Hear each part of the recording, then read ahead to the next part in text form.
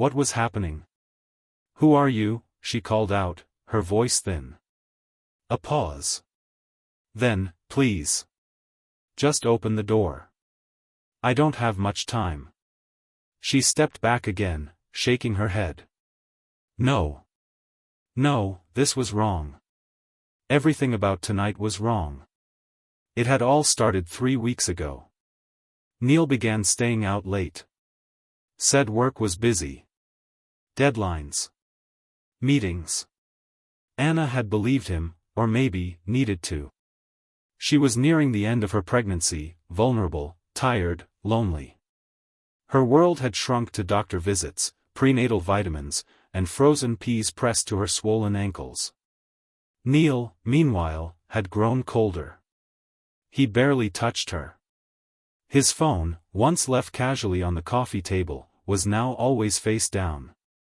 Passcode changed. Conversations ended abruptly when she entered the room.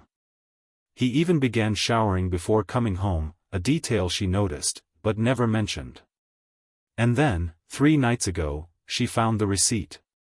A small paper tucked inside his jacket pocket. 2 glasses of wine. A seafood risotto. 1 dessert, 2 forks. Luna's Bistro. The same place they'd celebrated their anniversary, before things got quiet between them. Before the pregnancy. Before the distance. She hadn't confronted him. What would she say? What would he say? Instead, she buried it in the trash, along with a part of herself.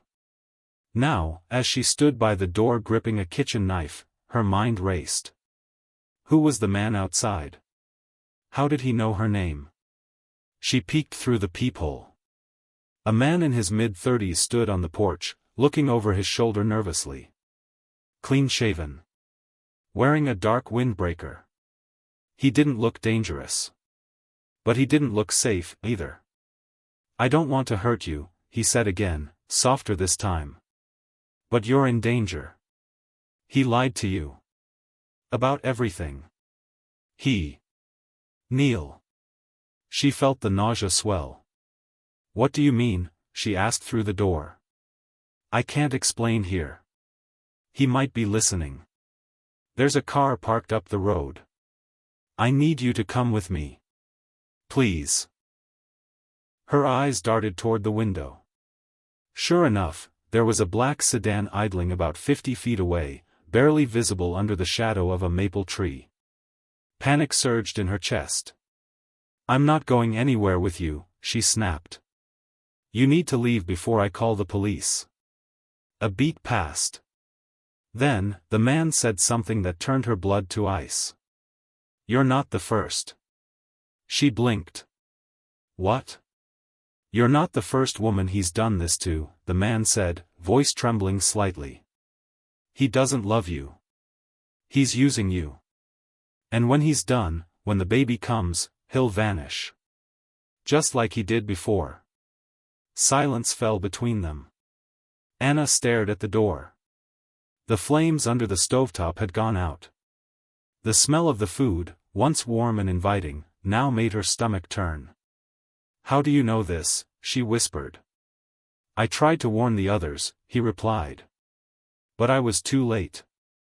She swallowed hard. Her legs began to shake. "Who are you?" "I'm his brother." The world tilted. Anna reached for the wall, the knife slipping from her hand again, this time unnoticed.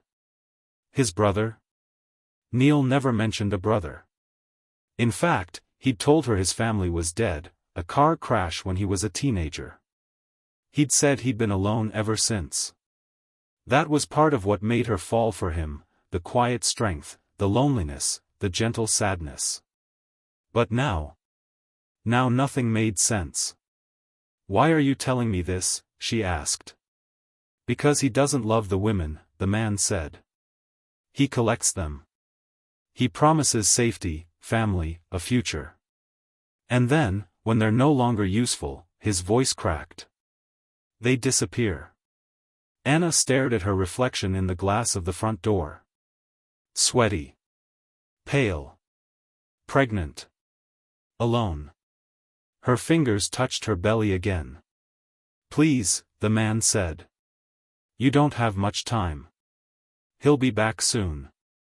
And once she arrives. The woman. The guest. She looked at the table set in the dining room, wine glasses, cloth napkins, a single candle. It hadn't made sense. Why would a business guest come to their home? Why not a restaurant? Why ask her to cook? Because it wasn't business. Because it was something darker. Open the door, the man said. Let me help you. Before it's too late. She stared at the lock. One turn. That's all it would take. She looked back out the peephole again. The man was pacing now, checking his watch, looking up the road. Her pulse throbbed in her ears. And then. The sound of tires on gravel. Headlights. Approaching fast.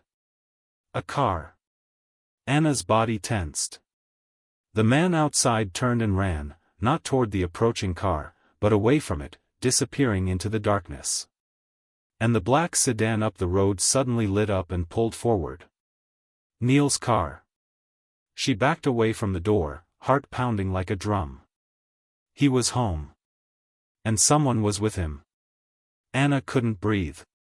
She backed into the kitchen, her hands scrambling over the edge of the counter until she found something solid to grip, cold marble, firm under her fingertips. Her knees threatened to give out. In the distance, Neil's car rolled into the driveway, headlights sweeping through the front windows like a searchlight scanning for escape. For a second, she considered running out the back. But where would she go? She could barely move fast enough to reach the sink without getting winded. And now, she wasn't even sure if she could trust her own judgment. Neil had lied to her. About his family. About his guest. And if that man outside was telling the truth. She pressed a hand against her chest, where her heart hammered against her ribs like it wanted out. The front door clicked open. Voices. His voice. And hers. Soft. Laughing. A woman. Anna grabbed the knife again, not even thinking, and stumbled quietly behind the kitchen wall just as the door swung shut. Anna? Neil called out casually, like nothing was wrong. Like her world hadn't just cracked wide open. We're back. Did the roast come out okay? She didn't answer. The woman's voice followed. Something smells incredible. You weren't kidding about her cooking. Her voice was smooth. Youthful. Too young, Anna thought. 23, maybe 24. Younger than she was when she met Neil. Anna's stomach tightened as she realized the woman didn't sound like a stranger. She sounded familiar. Anna peeked around the corner.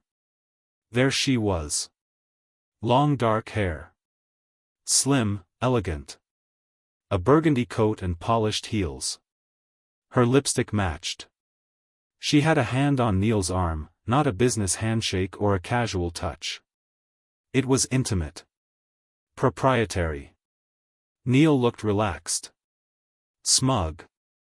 He brushed his fingers lightly against the small of the woman's back as he led her into the dining room. Anna ducked back. She wanted to scream. To throw something. But all she could do was breathe, hard and shallow, the weight of the baby dragging her down. You okay, honey? Neil called again. Come say hi to our guest. She stood there frozen. Our guest. She wasn't sure whether to walk out and confront him, or run. But something stopped her. A detail. A whisper from her gut. A voice that said, wait. She listened instead. The woman spoke again, but her tone had shifted. You didn't say she was so far along. Neil chuckled. Yeah. Time flies. You told me, she stopped herself. A pause. You told me she wasn't part of your life anymore. Anna's heart dropped. There it was. No more guessing. No more denial. Neil had promised this woman that Anna didn't matter. That she was just a footnote. But why bring her here, into their home? Unless he didn't care if Anna knew. Or worse, he wanted her to know. Anna leaned harder against the wall, her eyes scanning the kitchen. She needed her phone. It was in the bedroom. Upstairs. Too far away. Why is she here then? The woman asked, sharper now. She's complicated, Neil said. The pregnancy wasn't exactly planned. But she'll be out of the picture soon. Anna blinked. The words sliced through her like broken glass. Out of the picture? Was that how he thought of her? An inconvenience? A mistake? The baby kicked, as if in protest. Then the woman asked, "You said everything was ready. That we'd be gone by next week." Gone? Where? The chair scraped as Neil sat down. It is. I've taken care of everything. Her name's not even on the lease. And the account's in my name. Once the baby's born, she won't have any reason to stay. Anna covered her mouth with her hand. She couldn't cry now. Couldn't fall apart. They were planning something. Not just an affair. Something deeper. Colder. Neil wasn't just trying to replace her, he was trying to erase her. The man at the door, his brother, had warned her. You're not the first. How many others had there been? And what had happened to them? She remembered how Neil had carefully crafted his story when they first met. The tragic past. Dead parents. No family. She'd fallen for it, of course. Back then, she'd been looking for stability. Safety. A home.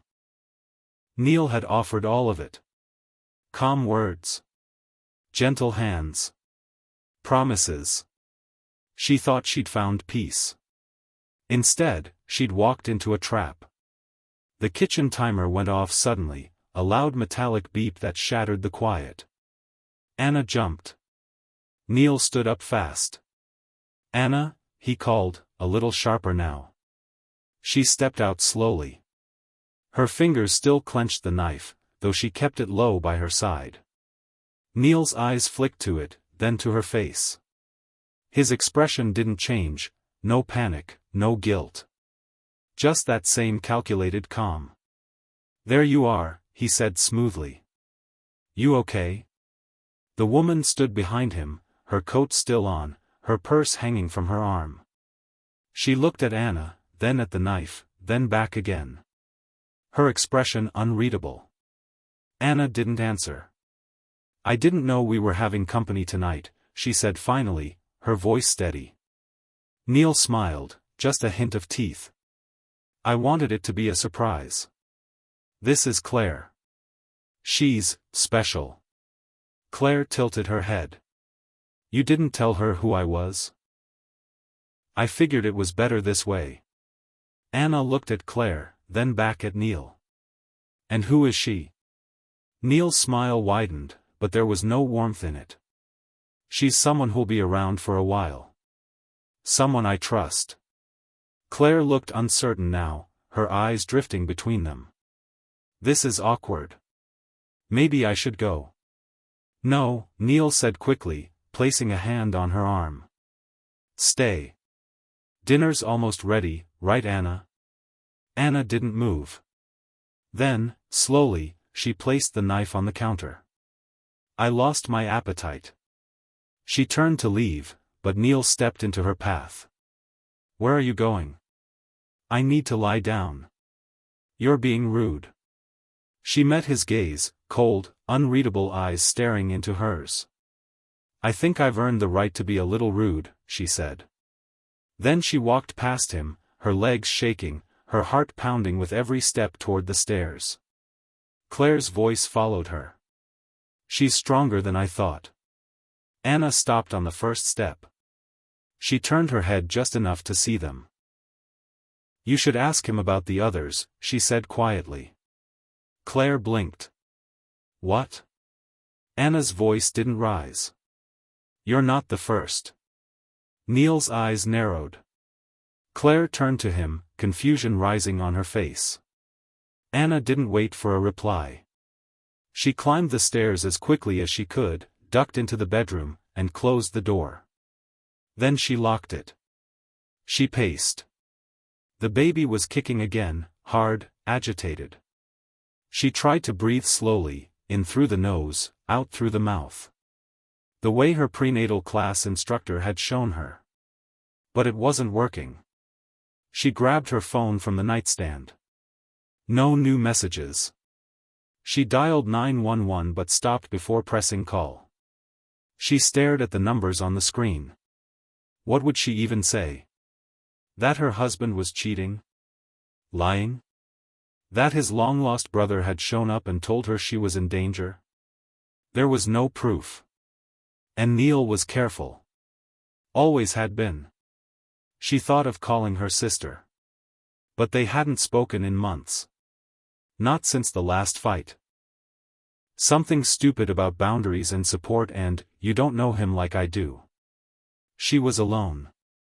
Except the brother. The man who had warned her. You need to get out. He might still be out there. She peeked through the blinds, heart racing. The street was quiet. The black sedan was gone. The other car, the one that brought Neil and Claire, was still in the driveway.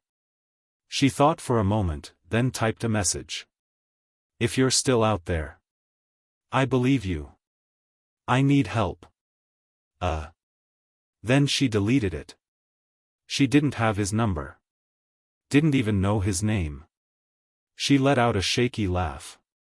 Her situation was so absurd, it felt like fiction. And yet the fear was real.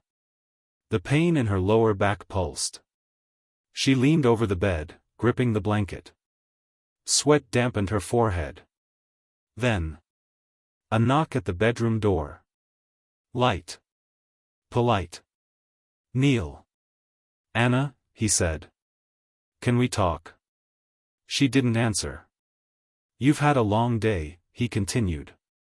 Let's just eat. Claire's going to leave soon. Then you and I can talk. More lies. More manipulation. She stared at the door. I want you to leave, she said flatly. A pause. Then, that's not how this works. A chill ran through her. The doorknob rattled. She took a step back. You're scaring me, she whispered. I'm not trying to, he replied. But there was something in his voice. A thread of control. Of expectation. Then came a soft knock from downstairs. Anna froze. Another knock. Not from the bedroom. From outside. Neil turned. Someone was at the door again. Anna rushed to the window. A man stood there. Not Neil. Not a stranger. The brother. He was back. And he had someone with him, a woman. Older. Nervous. Holding a photo in her hands. Neil stormed down the stairs. Anna watched as he yanked open the door. Voices. Raised now. You don't belong here, Neil snapped. You lied to me, the woman said. You said she was gone. Anna's breath caught. The photo. The woman held it up. Anna squinted. It was a picture, old, worn, folded at the corners. A woman who looked almost like Anna. Same eyes. Same dark hair. Same smile. Neil's face turned pale. Anna realized something in that moment. That woman in the photo, she wasn't just a past lover. She looked like her. Exactly like her. Neil had a pattern. And now it was breaking. Anna stood motionless by the window, her breath fogging the glass as she stared at the scene unfolding below. Neil was standing in the doorway, blocking the visitors from entering. His jaw clenched, hands tight at his sides. The woman, older, mid-50s maybe, held out the photo again, her voice rising. "You told me she died in a car accident," she said, trembling. The man next to her, Neil's brother, or whoever he was, added, "I told you he lies, Myra. He told you what he always tells people." Anna pressed a hand against her chest. The photo. The woman. The name. Myra. That name meant nothing to Anna, and yet something inside her stirred at the way the woman stared past Neil, up at the house. At her. It was like she recognized Anna. Or someone who looked just like her. A memory surfaced. Quick, fragmented. A photo Neil once kept in a drawer, briefly seen, quickly snatched away when she asked who it was. "She's nobody," he'd said. "An old friend." Anna didn't believe it then. Now she was certain. Neil shut the door in their faces. Anna jumped. She expected shouting. A confrontation. Instead, silence. Then footsteps. Slow, deliberate. Moving through the living room, toward the stairs. He was coming up. Anna panicked. She yanked open the bedroom closet and grabbed the emergency bag she'd half-packed weeks ago, just in case. She hadn't planned to leave tonight. But this wasn't about planning anymore. This was survival. She opened the bedroom window. Cold air rushed in. The drop from the second floor wasn't fatal, but she'd need to land right, or the baby would suffer. She couldn't risk that. She glanced toward the hallway. His footsteps paused outside the door.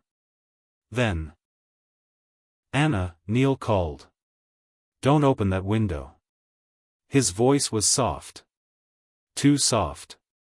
"I just want to talk." She ignored him. "Don't make this dramatic." She swung her leg onto the windowsill. "You're going to hurt yourself." Another step closer. She heard him touch the doorknob again. Locked. But not for long.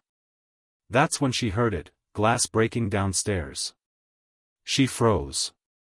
Then, a woman's voice shouting, "Anna. Are you okay?" It was Myra. Someone had broken in, to help her. Neil swore and turned away from the door. Anna took her chance. She threw the bag out the window and followed, carefully lowering herself until she could hang from the frame. Her fingers slipped, her arms gave out. She fell. Landed hard on her side in the garden mulch. A jolt of pain shot up her leg. But she was awake. Conscious. Alive. She grabbed the bag and limped toward the gate, clutching the wooden fence for support. Inside the house, voices clashed. A man yelled, "Neil." Another voice answered. Calmer, colder. The brother. Then a scream. Anna didn't look back. She slipped through the gate and onto the road, where headlights shone from a parked car. The brother was at the wheel. He jumped out when he saw her. "You made it," he said, rushing to support her. "Who are you?" she whispered. "Why are you helping me?" He glanced back at the house. "Because I lost someone too." "Who?" He didn't answer. Instead, he opened the passenger door and helped her in. Myra joined them a second later, breathing hard. Anna nodded, silent. The man stood near the window, watching the parking lot. Then he spoke. "My name's Daniel." Anna looked up. "Neil's my half-brother. We share a father. I didn't grow up with him, but I know enough to say this, he's dangerous." "Why now?" Anna asked. "Why help me?" Myra answered instead. "Because I was her mother," she said. Anna blinked. "Whose?" Myra pulled the photo from her jacket. The one Neil had seen, the one he tried to hide. She handed it to Anna. The woman in the photo was smiling. Hair dark, long. Eyes soft. So familiar it made Anna dizzy. Her name was Iris, Myra said. She was my daughter. And you look just like her. Anna stared at the picture. Identical. Nearly. But not quite. Iris had a softer jaw. A wider mouth. But the resemblance was chilling. He dated her? Anna whispered. Myra nodded. They met when she was 20. He said he loved her. That he wanted a future. Daniel sat down opposite her. He told her he had no family. Same lie he told you.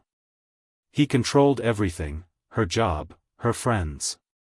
She started pulling away from us. Then, one day, she vanished. Anna clutched the photo tighter. Myra's voice cracked. He told the police she'd run off. That she was mentally unstable. But she wasn't. She was strong. And she was trying to leave. Daniel took over. We found her car 2 months later. Wrecked. Burned. Her body was never identified, but they called it an accident. Anna's chest tightened. You think he killed her? Daniel's eyes were steel. I know he did. And now you think he's going to kill me? Silence. Then Myra said, he picked you for a reason. You're not just a replacement. You're a reminder. Anna's breath caught. A sick pattern. Neil finds women who look like Iris. He dates them. Controls them. Then erases them. Just like Iris. And maybe others. Anna looked at Daniel. Why didn't you go to the police? We did, he said. They had nothing solid. Neil's clean. He covers his tracks. No digital footprint, no paper trail. Every girl he dates disappears quietly. Or ends up mentally broken, in psych wards, out of state, unable to testify. Anna shivered. Why not just kill him, she asked, surprising herself. Daniel gave a dry smile. Because he'd win. He's good at looking like the victim. Anna thought of Neil's eyes. The calm way he manipulated people. The way he smiled even when cornered. She believed it. Myra touched her hand. You have to disappear. Like now. Anna shook her head. I'm pregnant. I can't run forever. Then we hide you, Daniel said. Until the baby's born. Then we find a way to bring him down. Anna stared at the ceiling, trying to slow her breathing. Neil would come looking. He wouldn't stop. Unless someone stopped him first. Over the next few days, they moved again. Daniel used cash only. Different license plates. Burner phones. Anna rested, slowly healing, but the dread never left her. Even in sleep, she dreamed of fire. Of a man's voice whispering that she was just like the others, disposable. Daniel shared more details. Names. Places. 4 women. Iris was the first. Then Laura, a nurse. Then Daphne, a writer. And now Anna. All of them, brunette. Petite. Gentle voices. Creative careers. All vanished within 2 years of meeting Neil. Anna saw herself in every one. It made her sick. But it also made her angry. The fear began to shift. Into fury. She wanted to expose him. She wanted proof. One night, while Myra slept and Daniel stepped outside to make a call, Anna sat alone in the motel room with her phone. She opened a hidden folder Neil once taught her to use, an app disguised as a calculator. Inside, photos. Dozens. Receipts. Conversations. One stood out. A voice note. A whisper. Neil talking to someone. She's almost ready. Once the baby's born, it's easier. Emotions fade. They let go faster than you think. Anna covered her mouth. It was him. Planning her departure. Like a manager talking about offboarding a staff member. She sent the file to herself. Then to Daniel. Then to Myra. Then she stared at the screen. There had to be more. Her phone pinged. A message from an unknown number. You can't hide forever. Come home. Or I'll bring the storm to you. Neil. He knew. Daniel rushed in a second later. You need to go. Now. Pack everything. He's coming. Anna stood, her hands shaking. This time, she wouldn't just run. She would fight. And Neil would never touch her child. Not now. Not ever. Anna had never packed faster in her life. Toothbrush. Burner phone. The ultrasound picture. Her emergency bag was already half ready. She shoved in a change of clothes, ziplocked her prenatal vitamins, and limped toward the door where Daniel was already scanning the parking lot. He's about an hour out, he said. Maybe less. He's pinging towers near the highway. How does he know where we are? Anna asked. Daniel clenched his jaw. Either he tracked your phone before we ditched the SIM, or someone's feeding him information. Anna froze. Myra? She didn't want to believe it, but paranoia was setting in. The walls were closing in again. I trust her, Daniel added, as if reading her mind. But we can't take chances. We split up tonight. Anna nodded, her fingers tightening around her bag. I'll take you to the safe house. Then I'll loop back and lead him the other way. No, Anna said suddenly. Daniel turned. I want to end this, she said. I want to trap him. Daniel blinked. Trap Neil? He thinks I'm weak. Always has. Let's use that. Daniel hesitated. You're pregnant, injured, and barely sleeping. I don't think.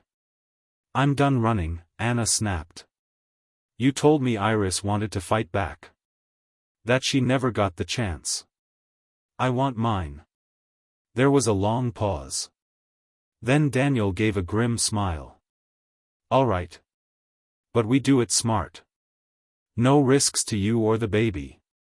Anna stared out at the road beyond the trees. Then we start tonight. The plan.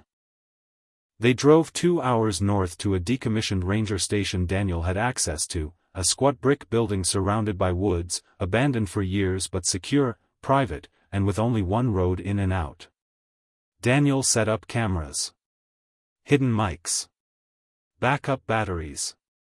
Myra arrived later with food and burner phones. The idea was simple but risky. Anna would lure Neil to the station under the pretense of surrendering. She would wear a wire. Daniel and Myra would monitor everything from the basement.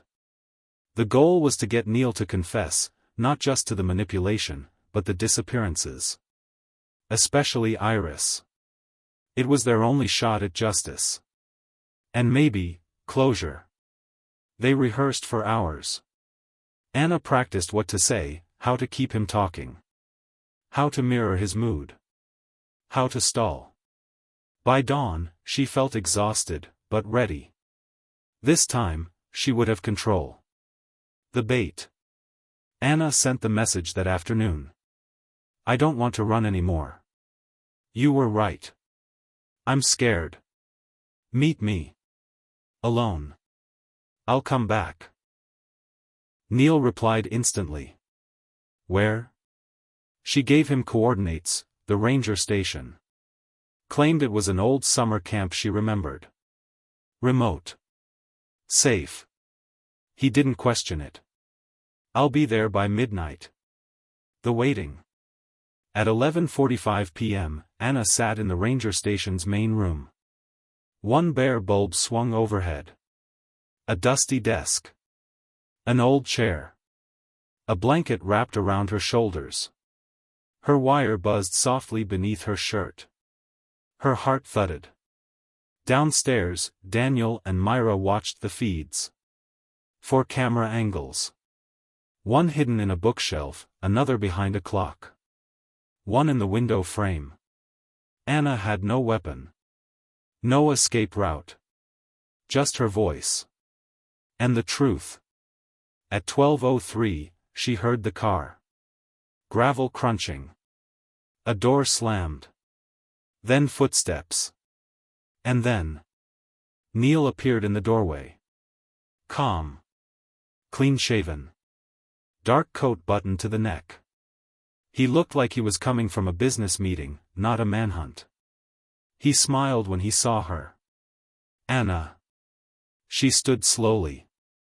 He stepped closer. No guards. No police. Just you. I'm impressed. I wanted to see you, she said softly. He tilted his head. Why now? I miss our home, she lied. I miss the quiet. The order. Neil's smile widened. I knew you'd come back. He crossed the room, arms out. Come here. Anna flinched. Too soon, he asked. I'm still scared, she said, lowering her gaze. You were angry that night. You were disobedient, Neil said calmly. You let strangers poison your mind. Anna's skin crawled. I didn't understand then, she murmured. But I do now. He looked pleased. You're tired. Confused. Hormones, fear, fatigue, they make you irrational. But that's okay. He reached out and placed a hand on her shoulder. Anna kept herself from recoiling. I don't want to be like Iris, she whispered. Neil's eyes flashed. He pulled back a little. Who told you about her? I saw her picture. The one you kept hidden. Neil said nothing. Then, she was different. Anna kept pushing. What happened to her? He circled her slowly. Like a hawk. She forgot her place, he said. She thought love meant freedom. It doesn't. It means sacrifice. Order. Control. Did you love her? Anna asked. I shaped her, he said proudly. I gave her meaning. And when she tried to leave, Neil stopped behind her. Leaving me is betrayal. Betrayal has consequences. Anna turned to face him. Her throat dry. Did you kill her? He stared at her. For a long time, he said nothing. Then, almost gently, he said, You don't need to know that. But I do, she said, louder now. Because I'm carrying your child. And I want to know if he'll grow up with a murderer as a father. Neil's face darkened. You're hysterical again. Tell me, she demanded. Tell me what happened. Silence. Then Neil laughed, low, cold. She ran, he said. She called me a monster. Said I manipulated her. She tried to burn down my house. Anna blinked. She went crazy. Like the others. You burned her car, Anna said. He stepped closer. I buried her with my own hands. There it was. Clear. Caught. He didn't even realize he'd said it. Anna's heart pounded. She touched the wire under her shirt, praying it was still transmitting. Neil stared at her, a strange softness returning. But you're not her, he said. You came back. That's why I chose you. You were made to stay. Anna took a breath. And said the one thing that finally broke his composure. You'll never see me or your child again. Neil lunged. But before he could touch her, the door slammed open. Daniel tackled him. Myra followed, gun raised, aimed steady. Neil struggled. Screamed. But he was cuffed in seconds. Daniel leaned close. "It's over," he said. "We got your confession. Every damn word." Neil turned to Anna, betrayal in his eyes. "You tricked me." "No," she said. "I survived you." The fallout. Police arrived within the hour. The confession recording, combined with Daniel's private investigation, and a recovered tooth fragment found near Neil's old cabin site, linked to Iris via DNA, was enough to open a full criminal case. Neil was charged with first-degree murder, Iris, attempted kidnapping, coercive control, tampering with evidence, obstruction of justice. And those were just the start. More women came forward. One from a rehab center in Oregon. Another from a halfway house in Nevada. All with similar stories. Within weeks, Neil's public mask shattered. Media called him the Charmer Butcher. A man who groomed, controlled, then erased. His trial was scheduled for the fall. Anna never attended. She didn't need to. She had already won. 6 months later, Anna sat on a porch swing overlooking a lake. The baby, a girl, slept soundly against her chest, tiny fingers curled. She named her Iris Hope. Not just in memory of the past, but in celebration of a future Neil would never touch. Daniel and Myra visited often. They were family now, not by blood, but by battle. Anna wrote a book. A memoir, partially fictionalized, detailing the cycle of charm and cruelty. It was titled, The Smile Before the Storm. A bestseller within months. A warning to others.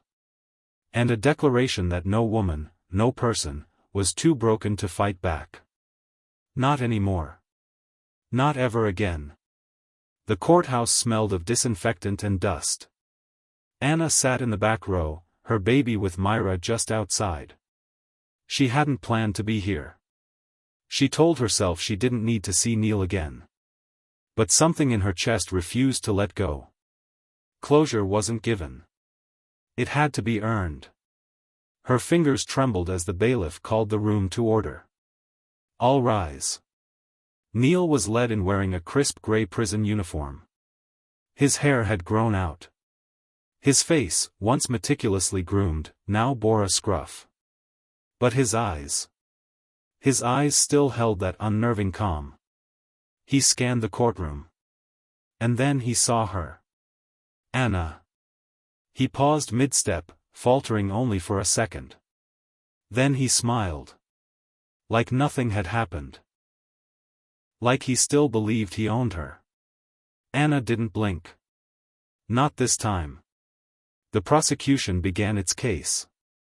They started with the evidence, the voice recording. Neil's own words. Cold. Calculated. Full of entitlement and ownership. Then came Daniel, testifying to his private investigation. His findings. His relentless chase through fake addresses, paperless transactions, hidden cabins, and abandoned vehicles. Then the witnesses. 2 women. One via video from an undisclosed location. One in person, shaking but resolute. Both described the same pattern. Charm. Control. Isolation. Disappearance. The room fell quiet when they finished. The defense lawyer tried to paint them as emotionally unstable. Ex-lovers with grudges. But Anna knew, Neil's game was up. Still, the trial was far from over. Because the judge wanted more than a character judgment. He wanted facts. He wanted bodies. And Iris's body was still missing. That night, Anna sat on her motel bed, watching Iris Hope sleep in her crib. Myra was outside on a call. Daniel had returned home for the weekend. A news channel played silently in the background. Courtroom sketches. Headlines. Charming killer faces justice. No body, no peace. Anna turned it off. She reached for her phone. Opened the photo of Iris again. Stared at it. Something about the woman's eyes pulled at her. Not just familiarity. Something, unfinished. Anna whispered, "What if you're not dead?" The thought had crossed her mind before. Daniel said Neil buried her. But Neil had also said she ran. He'd contradicted himself more than once. What if he thought she died? What if she escaped? And what if she was still out there, hiding? Like Anna had, once. She pulled out a laptop Daniel had given her and opened a secure browser. Typing cautiously, she ran facial searches. Not mainstream ones, but fringe forums, underground archives, survivor databases. She uploaded Iris's photo. Waited. Nothing. But on a hunch, she used a cropped version. Just the eyes. This time, a hit. An old article from 2018. Small Town Press. Montana. Unidentified woman found outside community clinic. No ID. No memory. There was a grainy photo. Anna's heart stopped. It was her. It was Iris. Older. Thinner. Eyes haunted. But alive. Anna jumped from her seat. "Myra," she called.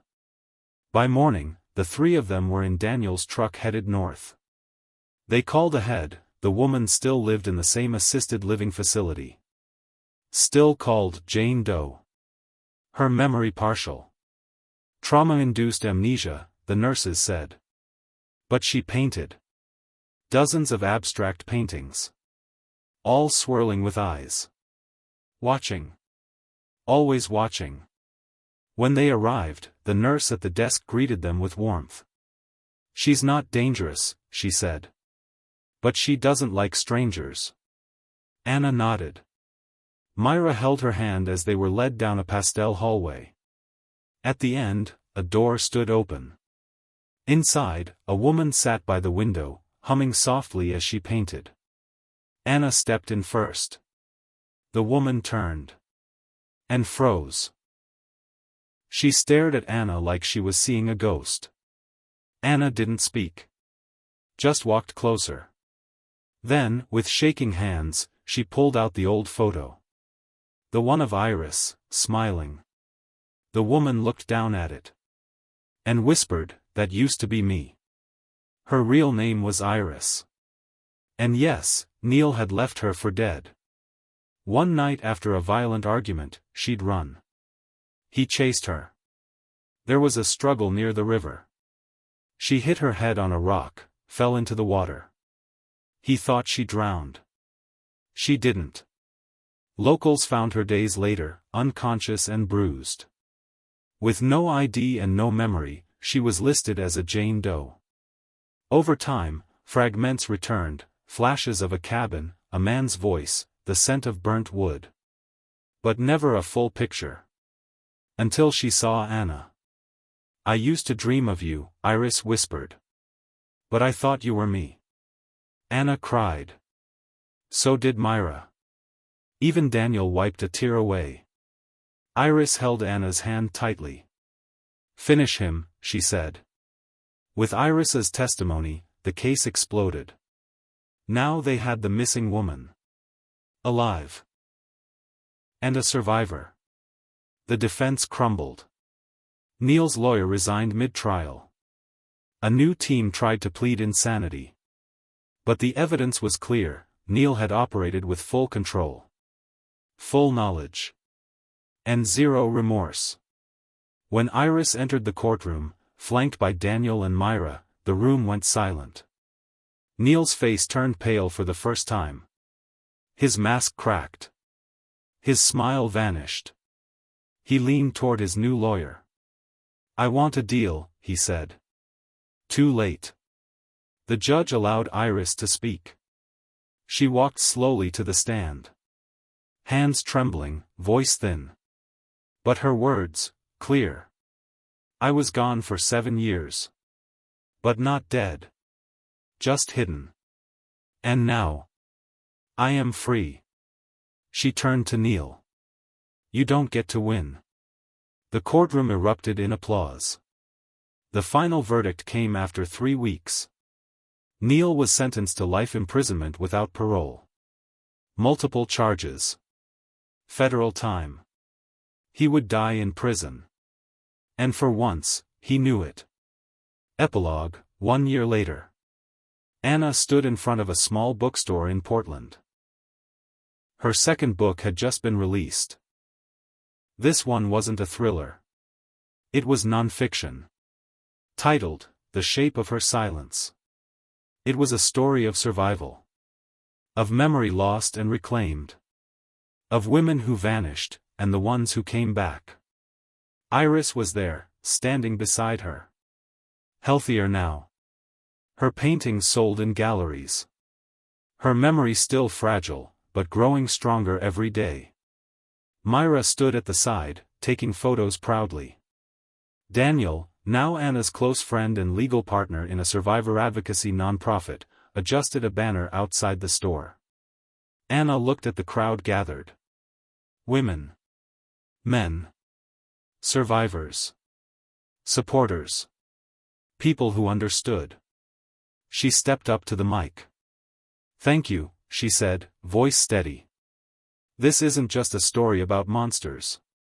It's a story about the women they tried to silence. And how we refused to disappear." The crowd erupted in applause. As she stepped down, Iris hugged her tightly. "You gave me back my name," Iris whispered. Anna smiled. "You gave me back my voice." And in the distance, behind the clouds, the first light of evening broke through. Not the end. Just a beginning.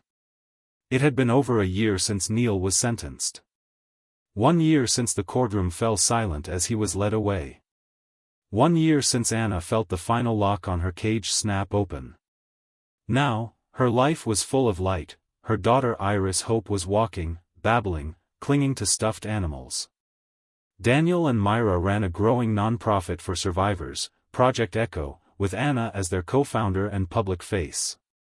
Iris, the elder, lived just outside the city, where she painted in peace and occasionally spoke at awareness events. There were scars, deep ones. But there was peace, too. Or so Anna thought. Until the letter arrived. It was a quiet Tuesday. Anna opened her mailbox and pulled out a pile of envelopes, electricity bill, baby magazine, a postcard from a reader. Then, tucked between them, an envelope with no return address. No stamp. Just her name written in ink. Anna Leclerc. Her chest tightened. She stepped inside and locked the door behind her. Hands trembling slightly, she opened the envelope. Inside was a single sheet of paper. Typed. "The monster may be caged. But his son still walks free. E." Anna read it 3 times. Her breath caught. She dropped into a chair and stared at the note. Neil had a son? Impossible. Unless. Iris. Was it hers? No. She would have said something. Would have known. But Neil had vanished before Anna. And if Iris had partial memory, then maybe. She picked up her phone and called Daniel. "We need to talk. Now." 10 minutes later, Daniel arrived. He scanned the letter, then her face. "Is it a prank?" "I don't think so," Anna whispered. "It was hand-delivered." "That's a threat," Daniel said flatly. "We'll start with security. Then look into Neil's background. Birth records. Foster placements. Everything. His son still walks free, Anna repeated. That's not just a threat. It's a warning. Daniel didn't answer. His face had gone pale. By the next morning, Myra had joined them, and the three huddled around a laptop. Daniel had already pulled Neil's sealed juvenile record. It took some string pulling. And what they found stunned them. Neil had been in a foster home between ages 14 and 18.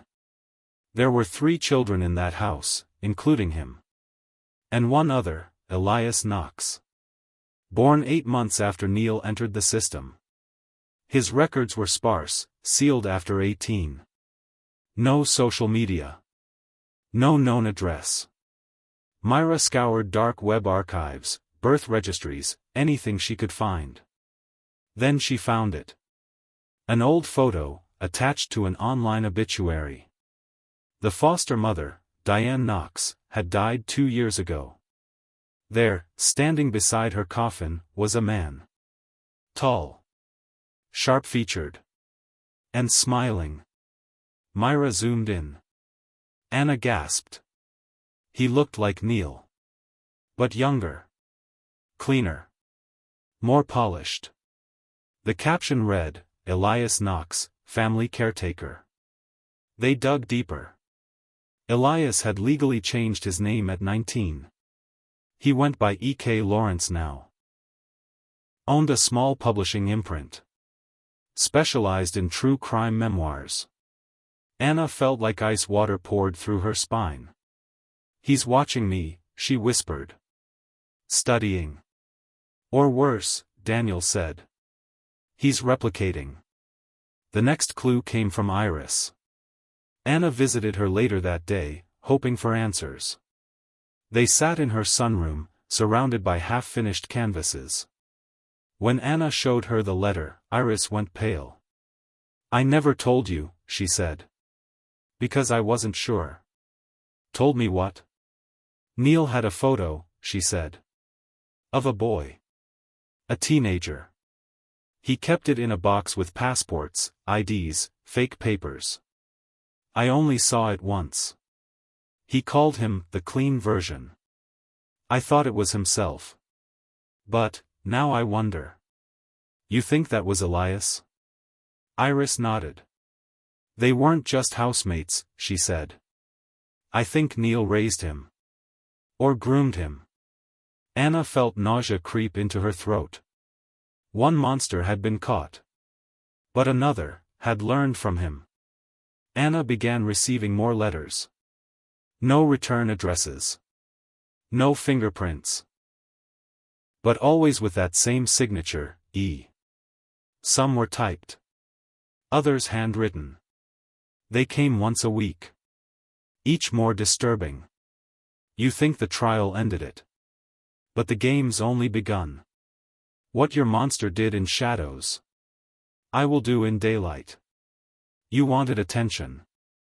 Now you'll have all of mine. Anna tried to stay calm. Tried to think clearly. But the pressure was building. She stopped sleeping through the night. Began checking the locks twice, 3 times. Every unfamiliar car parked near her apartment made her panic. Myra doubled security. Daniel installed cameras. But Elias never showed himself. Only his echoes. Until one day. Anna came home with her daughter after a library event. And found her apartment door slightly open. She froze. Held Iris tight against her. Called Daniel immediately. He told her to wait in the hallway. She did. When he arrived minutes later, gun drawn, they entered together. The apartment looked untouched at first. Until they walked into the nursery. And saw it. Anna gasped. All the photos on the wall, ultrasound pictures, baby's first birthday, Anna holding Iris, were gone. Replaced by new ones. Photos of Anna sleeping. Photos of her walking through the park. Photos of her apartment window, taken from outside. At the center of the collage was one large image. A photograph of Neil. With Elias beside him. Smiling. Both of them. And scrawled beneath it. He showed me how. Now I'll show you why. Police were called immediately. The apartment was swept. No prints.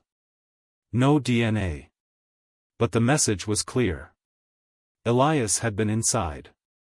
Anna left that night. Moved to a secure safe house with Myra and baby Iris. Daniel went underground, digitally tracing Elias through burner purchases, book royalties, even shipments from printing presses. One breakthrough came from a bookstore in Arizona. A new title. Privately printed. No ISBN. Titled, The Widow Who Lied. Written by E.K. Lawrence. It was a fictionalized account, thinly veiled, of Anna's entire story. Except in his version, Anna was the villain. Neil the misunderstood genius. Iris the unstable liar. Daniel the obsessed stalker. It wasn't just a book. It was psychological warfare. And Elias had only just begun. Anna knew she had to stop him. The law couldn't do much, he hadn't technically committed a crime beyond trespassing and harassment. But Anna had been here before. She knew what monsters looked like before the world did. And she knew how to dismantle them. She arranged a meeting. Used one of Elias's printed books as bait. Reached out as a reporter interested in interviewing the mysterious author behind The Widow Who Lied. Elias responded in less than an hour. He agreed to a meeting. Public cafe. 3 p.m. Downtown. Anna wore a wire. Daniel monitored from outside. Myra, seated at a different table, posed as a customer. At exactly 3:02, Elias arrived. Tall. Sharp suit. Designer watch. He looked like a TED Talk speaker. He ordered a coffee. Then sat across from Anna. And smiled. Quite the story, isn't it? He said, voice smooth as glass. Anna stayed calm. You always wanted to be like him? Elias shrugged. He understood things. People. Women. Order. He killed people. He guided people, Elias corrected. But they betrayed him. Twisted the narrative. You're doing it again. Anna leaned forward. So now you're what? His avenger? Elias chuckled. I'm his evolution. His eyes narrowed. Think of it as legacy. Neil laid the foundation. I'm building the empire. Anna glanced at her watch. 1 more minute. I want to make a deal, she said. Elias blinked. Deal? I'll let you tell your side. The whole story. Exclusive rights. A full book, your version. Your truth. He tilted his head. I'm listening. She smiled tightly. And in return, you tell me everything. Outside, Daniel clicked the signal. Police swarmed. Elias didn't flinch. As he was handcuffed, he turned to Anna and smiled. We'll talk again. But Anna didn't smile back. She just said. No. You don't get to rewrite the ending.